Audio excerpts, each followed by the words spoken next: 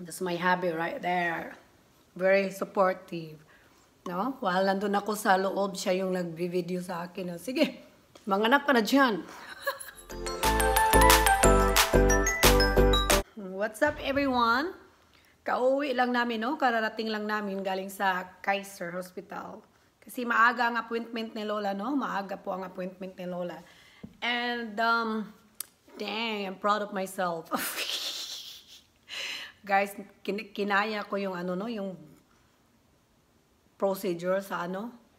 Biopsy. At saka, sa flow shot ko, guys, nako, ito. Na-injection na si Lola na wala sa plano, no? Kahirap talaga. Ganito talaga ang buhay sa Amerika, guys. No? Ang iba dyan, iniisip lang maraming pera. Pero ang iniisip ko dito sa Amerika, maraming injection. Maraming mga doctor's appointment, no? Follow up ka talaga. Ilan? Ang Lola, takot pa naman sa karayom, no? Muntik na akong mahimatay kanina, no? Doon, buti na lang, sabi ng, ano, nurse na maliit daw na karayom gamitin niya, no? Yung karayom na pambata, masakit pa rin. But Lord of mercy. Guys, Yakult tayo, guys. Yakult. Kasi ang tiyan ni Lola nag-convulsion din, no? Parang hindi ko maintindihan. I feel like I'm having a lot of butterflies inside my tummy, no? That's my hubby right there. Very supportive. No? While nandun ako sa loob, siya yung nagbi-video sa akin. No? Sige, manganak ka na dyan. Guys, salamat po sa mga nag-subscribe sa channel ko. Salamat po ng marami, no? At doon sa mga nag-iwan ng bakas, huwag kayong mag-alala, guys. Kahit busy si Lola, kahit may injection, natupukan man ng karayom, no? Balikan ko kayo lahat. Mawala na yung appointment ko, hindi lang yung mga pagbalik ko sa bahay ninyo, no? Ganyan tayo kaloyal. At sa mga binabalikan, at sa mga iniwanan ko naman ng bakas dyan, maawa naman kayo. Pinaghirapan din namin yan, no? Pinanood ko, at least 5 minutes talaga yung panood ko.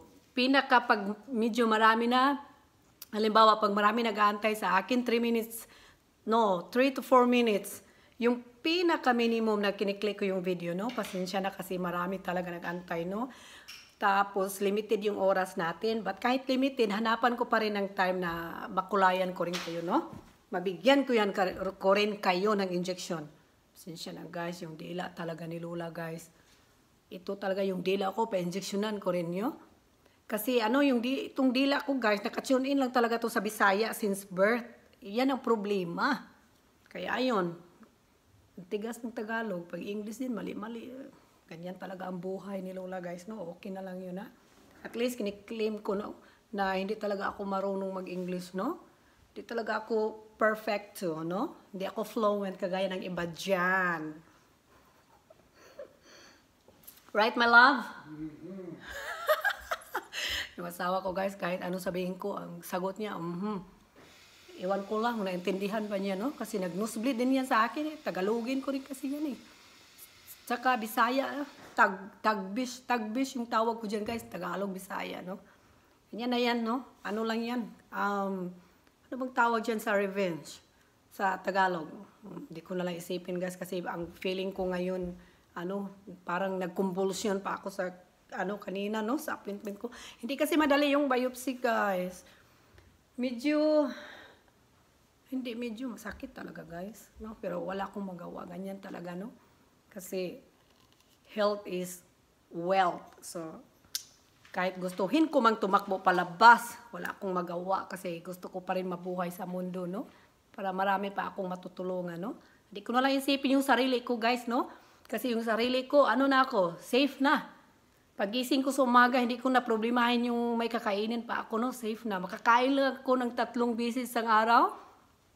3 beses ng rice, ha? Rice. Kasi pag walang rice, mamatay talaga si Lola, guys. Rice talaga tayo, no? Rice is life. Para sa akin, kahit na wala ng ulam, rice na lang. Okay na ko dyan, no? Anyway, yung life ko, guys, okay na, no? Pag tulog ko sa gabi, hindi ko na isipin ano bang kainin ko bukas. Kasi yung husband ko, very, talaga, good provider, supportive. Pagising ko, guys, ayan, kahit vitamins, ando na lahat sa lamisa, no? Kakain na lang si Lola, no? Yung mga, for example lang, guys, no? Pag ako mabigyan ng chance, no? Layo pa naman ang watch hours ko, guys. So, iwan ko lang kung makuha ko ba, no? Pero pag hindi, okay lang din. May ibang chance pa naman, no? Mag-back to zero. Okay na lang, no? At hindi ko kasi alam na may ano pala, limit. Kaya ayun, this month lang ako talaga nag-active, no? Sayang pala yung mga 4 na bulan. 4 na bulan 4 months ago na kasi ako nag-post sa sa bahay ni YT. Yun pala mag-start ang count. Hindi ko naman sineryoso, guys. Hindi ko kasi alam, no? Mahilig kasi ako mag-post ng video sa Facebook, no? Kahit i-search ako sa Facebook, guys, Joan Darling, marami talaga akong dyan. Doon, mga post ng mga videos, no? Lately ko lang po na-realize siguro, buti mag-post din ako sa YT, no? Parang album ko na lang rin, no? Teka muna, guys, inumin ko muna tong Yakult, no? Kasi malamig to, no? Baka mamaya sa kadaldal ko. Tingnan mo yung dila ko, guys, no? Nakatunin kasi sa Bisaya, no? Sa kadadadal, ano ba yan? Bulol-bulol, no? Sa kadaldal ni Lola, no? Baka maging mainit pa to, no? Nag-dry kasi yung lalamunan ko, guys. Lagi akong daldal ng daldal. Kailangan ko ng fluid, no? Sandali lang. Ayun. Pasensya na po. Sana ba tayo, guys? Yun ako, itong utak ko rin. Naapektuhan din ang utak ko, guys, sa pag-biopsy at saka sa injection. Ito, guys, namaga na. Kita niyo ba to? Muntik ko na sapakin yung nurse kasi ang sakit, no? Parang anong tawag dyan? Yung pagpindot niya, yung pagtupok niya, guys, ba? Parang may galit sa akin siguro yun, no? Hindi, mabait ang nurse, pero ewan ko lang. Bakit sobrang sakit? Parang hindi injection na tanggap ko. Parang ewan ko lang, basta, ang sakit siya, guys, no? So, ayun guys, nag-alala ako tuloy sa watch hours ko kasi konti pa lang. Hindi ko kasi inisip na pala, kailangan pala trabahuin yun, no? Kasi may limit pala 12 months ika-ano ko na ngayon? Ano ba? 6 months na. 6 months na lang. Naku, yung watch hours ko guys, 10,000